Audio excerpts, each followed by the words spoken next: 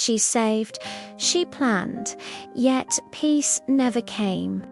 Janet Miller did everything the books told her to, but the numbers in the ledger never quieted the fear in her heart. This is about the safety that money can't buy. Janet Miller's life was a monument to carefulness. Her spreadsheets were works of art, color-coded and precise. Every dollar had a destination, a purpose, a future. Her retirement account grew steadily, a line on a graph climbing toward a promised land of security. She had followed the rules, the advice of financial planners, the articles, the common sense. She had delayed gratifications, made prudent choices, and built her buffers. On paper, she was the picture of midlife preparedness. Yet, at 2:37 a.m., the numbers would dance behind her eyelids. A headline about market volatility, an unexpected bill, a friend's medical scare, and the chill would settle in her chest, cold and familiar. The spreadsheet couldn't warm it.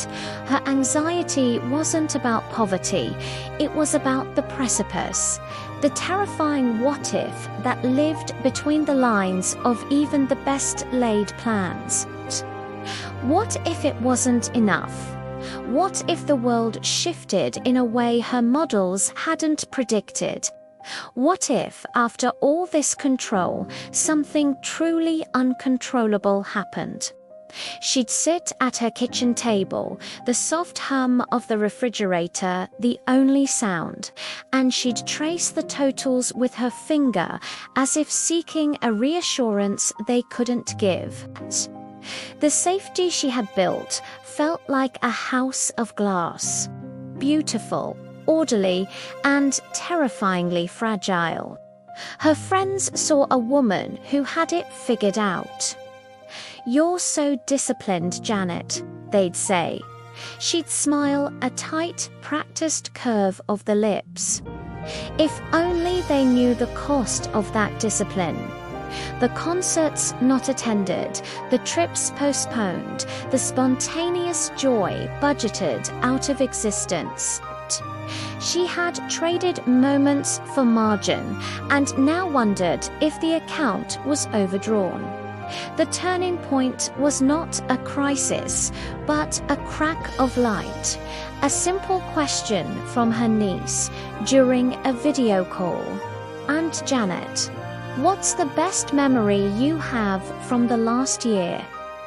Janet's mind, usually so quick with figures, went blank. It scrolled through months of diligent work, prudent decisions, and cautious living. It landed not on a financial milestone, but on a fleeting, unbudgeted moment. A random Tuesday in autumn when she had taken a long walk. The sun was warm, the leaves were a fiery cascade, and for 20 minutes she had simply breathed. No planning, no calculating, just being. That was it. That was her best memory. A moment that cost nothing and meant everything. It struck her with the force of a quiet truth. She had been saving for life, but not in life. Her financial anxiety was a shadow cast by a future she feared, obscuring the present she was living. The peace she sought wasn't a destination at the end of a spreadsheet.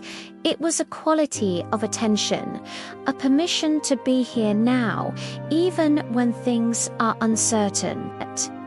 She didn't tear up her plans.